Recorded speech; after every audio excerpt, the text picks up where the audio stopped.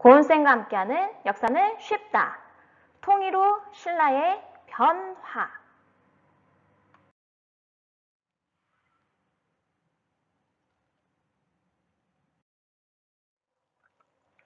우리 친구들 반가워요.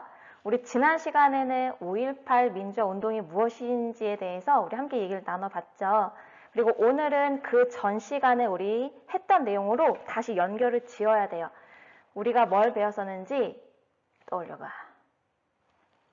신라가 당나라와 동맹을 맺고 고구려와 백제를 멸망시키는 과정, 둘 중에 어디 먼저였어요? 백제를 멸망시키고 고구려를 멸망시킨 다음에 한반도에서 당나라 세력을 몰아내고 통일하기까지의 과정을 우리가 같이 얘기 나눴거든요. 그래서 지금 선생님이 이렇게 모아놨어요. 이렇게 보면 우리 친구들이 신라의 삼국 통일은 무엇이다. 왜냐하면 뭐뭐 때문이다. 기억나죠? 그 내용을 이렇게 지금 이렇게 막 이렇게 다 모아놨어. 요것이랑 그리고 이거 그 전에 했던 거죠. 너와 나의 점검 시간 했던 내용도 선생님이 지금 이렇게 다 자료 만들어서 놔뒀거든요. 이거를 함께 공유하는 거를 다음 주에 괜찮다면 좀 시도를 해보려고 해요. 그건 상황을 조금 봐야 될 것 같아요. 잊지 않고 꼭 우리 친구들이랑 나눌게요. 오늘은 지난 시간, 지지난 시간에 이어서 통일신라와 발해의 발전 중에서 통일 이후 신라가 어떻게 변화했는지를 얘기를 나눠볼 텐데요. 그래서 오늘의 학습 목표는 이렇습니다. 통일 후 신라의 변화를 왕권 강화 측면에서 설명할 수 있다입니다. 그럼 오늘도 힘차게 시작해 봅시다. 우리 친구들 TV 뉴스나 아니면 인터넷 기사로 많이 접해봤죠? 코로나19와 관련한 동양인 혐오 문제가 시끌시끌합니다. 그런데 이러한 혐오 문제는 요즘에만 있는 게 아니에요. 역사 속에서도 다양한 혐오와 차별의 문제가 있었답니다. 선생님이 오늘 3가지를 들고 왔어요. 첫 번째는 바로 흑인에 대한 인종차별 문제입니다. 그리고 나치가 집권했을 당시에 유대인에 대한 차별, 그래서 이들을 학살을 했었죠. 그리고 3번째는 바로 국가와, 그러니까 나라와 세계를 초월해서 있는 신분제예요. 신라 시대에도 신분제가 존재했거든요. 어떠한 신분제인지 봐봅시다.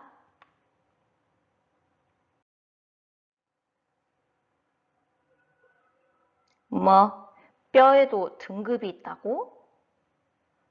신라의 골품 제도는 태어나자마자 등급이 나뉘어지게 됩니다. 여기 지금 표를 보면 맨 왼쪽에 1등급에서부터 17등급의 관직 명칭이 나와 있는데요. 관등명이죠.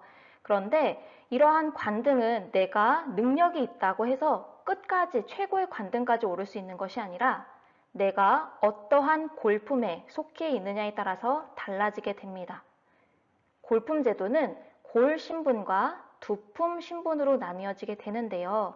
골 신분은 다시 엄마 아빠가 다 왕족인 성골, 그리고 부모님 중에 한 분만 왕족이고 한 분은 귀족인 진골로 나뉘어지게 돼요.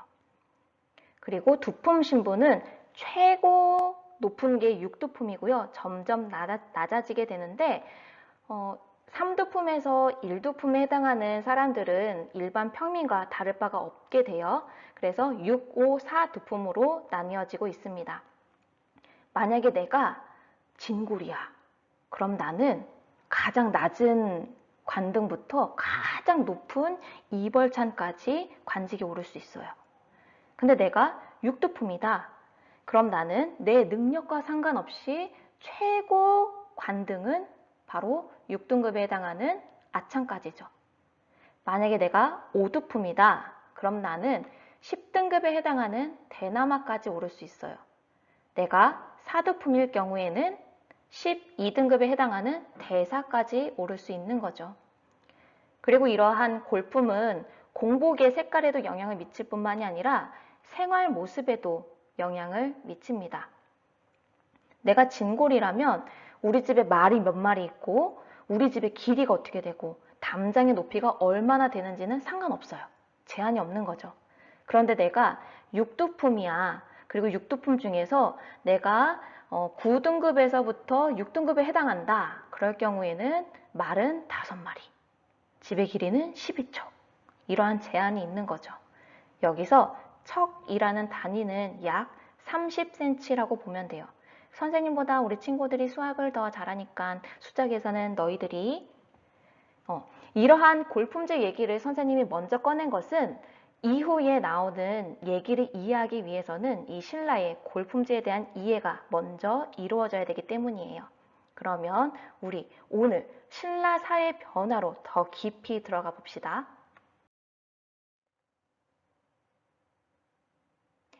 선생님이 3반 친구들한테 물어봤어요. 만약 통일이 된다면 뭐가 필요할까? 그랬더니 우리 친구들이 이렇게 숑숑숑숑숑 답을 했습니다. 나왔던 얘기들을 비슷한 거를 묶어보니까 언어 문제 해결, 문화에 대한 이해, 배려, 존중, 비차별의 태도, 그리고 다양한 정보를 알려주는 것이 필요하다라는 얘기도 있었고요. 남한과 북한의 장난치는 법을 배워야 된다라는 이러한 굿 아이디어야 이런 생각도 있었죠.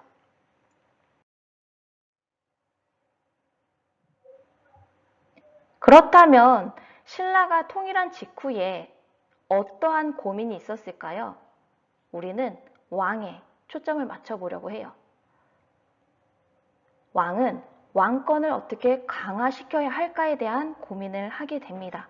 그래서 우리는 삼국통일 전후에 무열왕, 문무왕, 신문왕 이 3명의 왕을 살펴보면서 어떻게 왕권을 강화시키는가를 살펴보려고 합니다.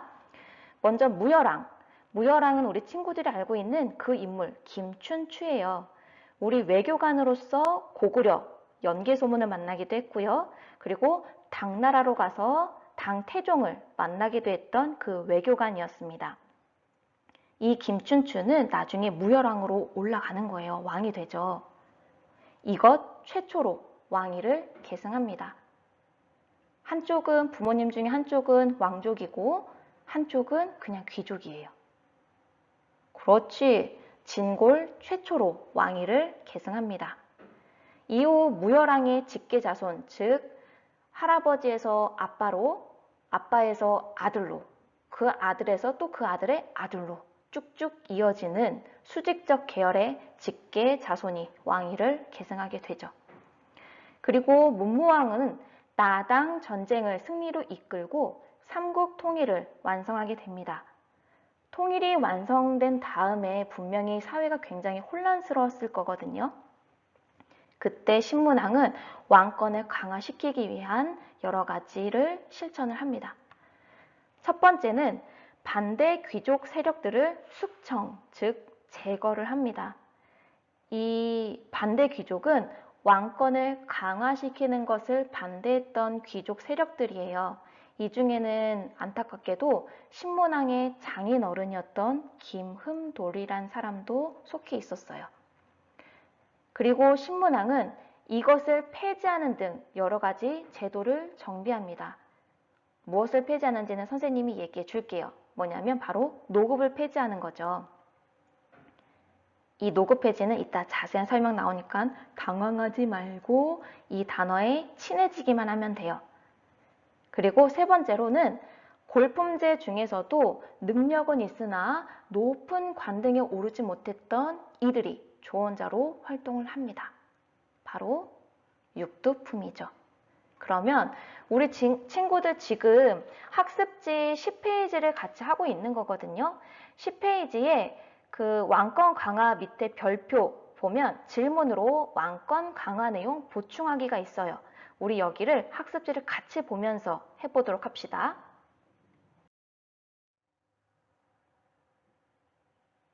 먼저 무열왕입니다. 무열왕 전에는 어떤 골품 출신이 왕이 되었나요? 엄마 아빠가 다 왕족이야.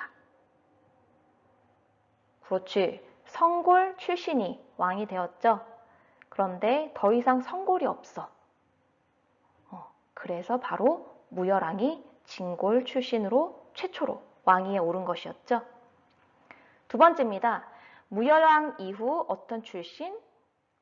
진골 출신이 왕이 될 수 있게 되었다면 예측할 수 있는 문제는 이거는 우리 친구들이랑 이렇게 막 눈을 마주 보면서 어떤 문제가 있었을까? 그럼 이런 거요, 이런 거요. 되게 다양한 답변, 톡톡 튀는 아이디어들을 같이 공유할 수 있을 텐데 그게 좀 아쉽죠. 힌트를 주고 싶진 않은데 봐봐요. 예전에는 부모님이 다 왕족이어야만 해. 그런 경우가 많겠어요? 아니면 부모님 중에 한쪽이 왕족이야. 그런 경우가 더 많겠어, 숫자가. 그치, 당연히 후자가 많지. 그러면 이 예전에 비해서 왕이 될 수 있는 사람의 수가 늘어났어. 그럼 어떻게 되겠어요? 그래, 왕이 계승을 두고 갈등이 일어날 수 있는 소지가 있겠죠. 왕권이 강하다면, 그래서 정치를 꽉 잡고 간다면 이러한 문제가 일어나지 않겠지만 국가가, 나라가 내부적으로 또는 외부적으로 어떤 위협이 있었을 때, 위기에 처했을 때는 왕위 계승 문제가 확 터오를 수밖에 없겠죠.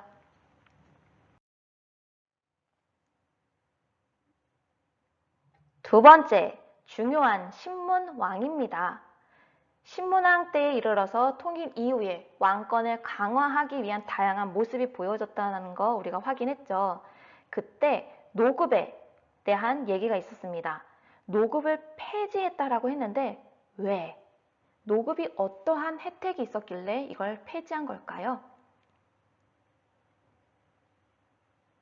먼저 노급의 혜택 첫 번째는 바로 수조권입니다. 우리 친구들 여기에서 숫자는 거두다 할 때 수예요. 그리고 조라는 거는 조세인데 조세는 즉 세금이거든요. 그러니까 세금을 거두는 권리가 바로 수조권인 거예요. 이해됐죠?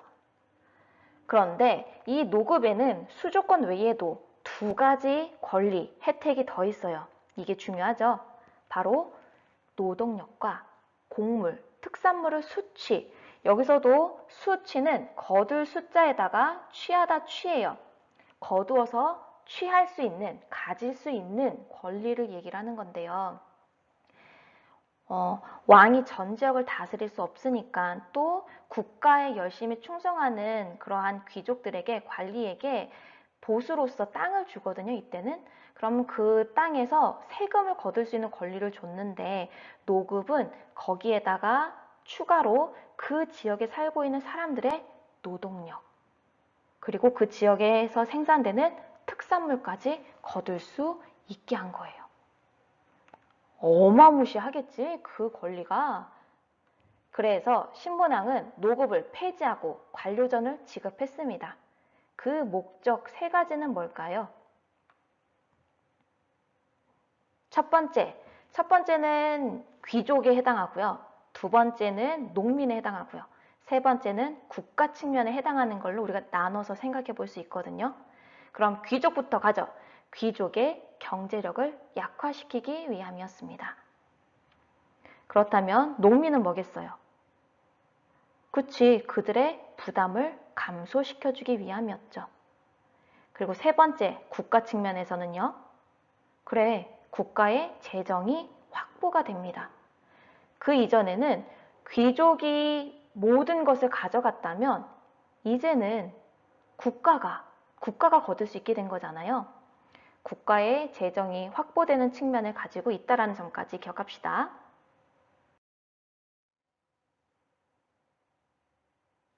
이번에는 새롭게 정비된 제도들이 무엇이 있는지 4가지 챕터로 나눠서 볼 거예요.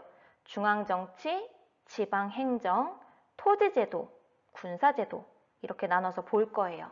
그럼 먼저 중앙정치를 가보도록 하죠. 중앙정치, 이 그림을 봅시다. 건물이 2개가 있는데 딱 볼 때 뭐가 더 커 보이죠? 집사부라고 쓰여있는 건물이 좀 더 크죠. 그리고 그 옆에 이제 화백회의라는 건물은 조금 더 작죠. 앞에 있는 두 사람의 대화를 봅시다. 요즘 집사부의 힘이 엄청 커졌더군.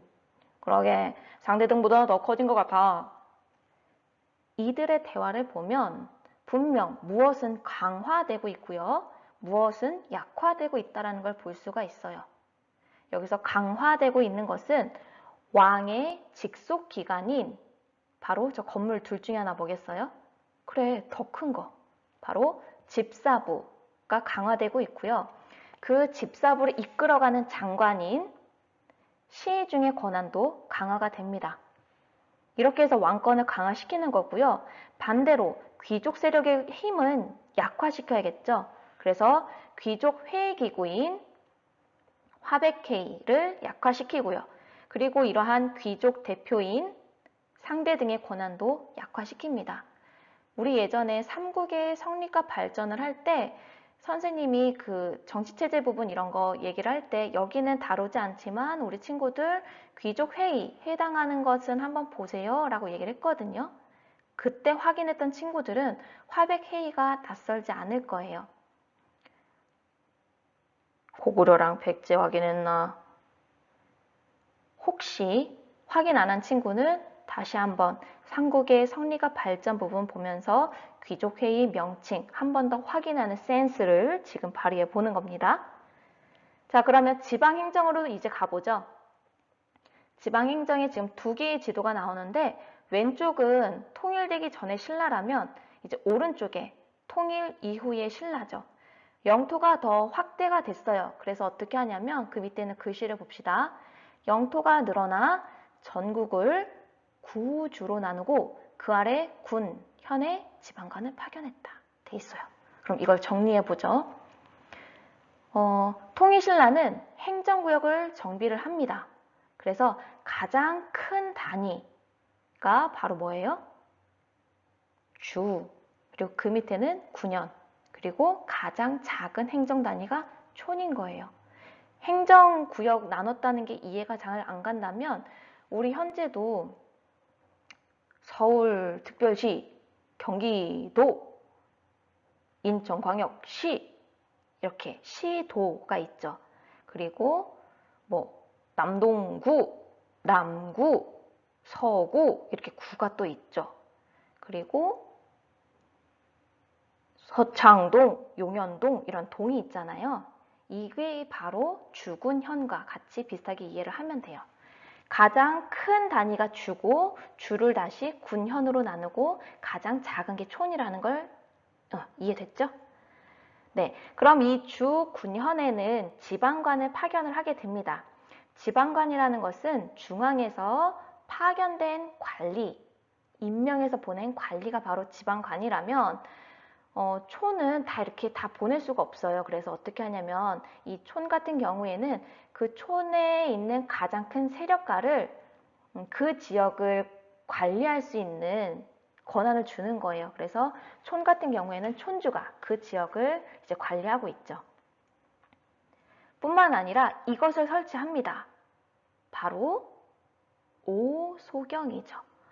오소경 같은 경우에는 이것을 설치한 목적을 우리 친구들이 이해를 해야 돼요. 우리 오소경의 위치를 지도에서 확인해 봅시다. 지금 신라의 위에는 지금 발해가 있고요. 그 밑에 신라가 있는데 우리 아까 조그만 지도에서 확인한 것처럼 9개의 주가 색깔로 나뉘어져 있는 것을 우리 친구들 확인할 수가 있어요. 그리고 여기 보면 북원경, 서원경, 중원경, 남원경, 그리고 금관경이 있죠. 그리고 우리 친구들 지금 통일신라의 수도는 여기에서 보이는 금성, 지금의 경주예요. 수도 말고 오소경이라는 특수행정구역을 설치를 한 거예요. 이걸 왜 설치했을까? 세 가지로 추려볼 수가 있죠. 첫 번째는 수도가 한쪽에 치우쳐 있어. 그러니까 그 약점을 보완하기 위함이었죠. 그리고 두 번째는 지방의 정치와 문화, 중심지 역할을 하게 합니다.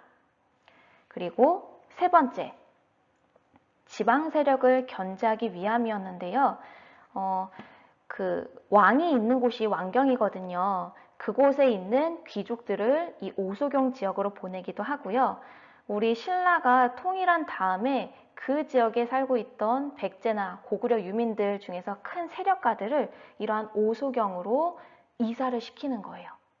그래서 그 지역을 다시금 관리하기도 하고 견제하기도 하는 식으로 지방 세력을 견제하는 역할을 위해서도 이 오소경을 설치했답니다. 이해되나요? 오소경 설치 목적 꼭 기억하세요.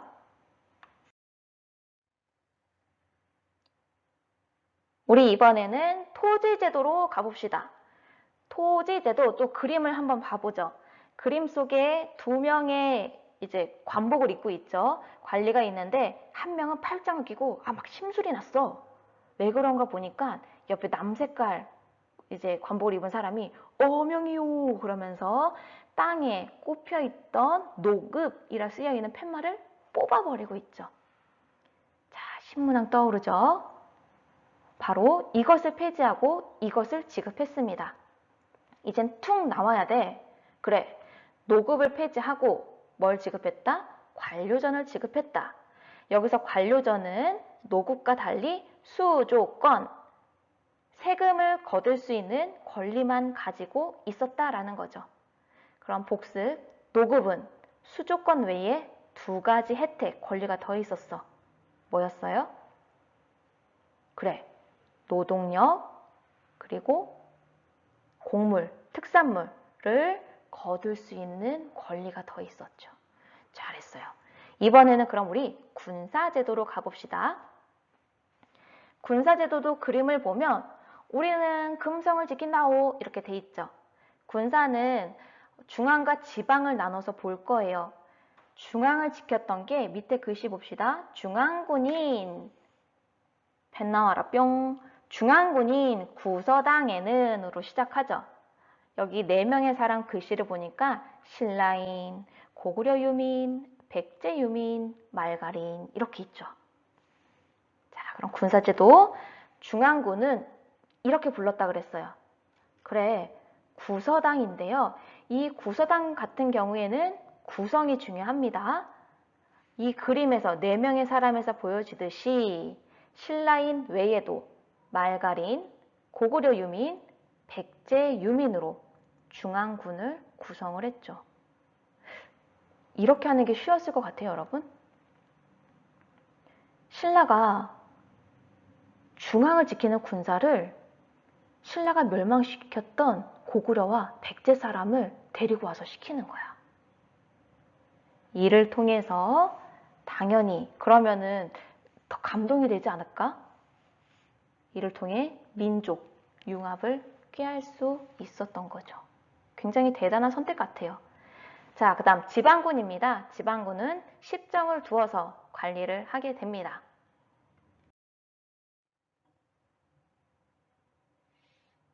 추가로 이것도 확인하고 가는 센스.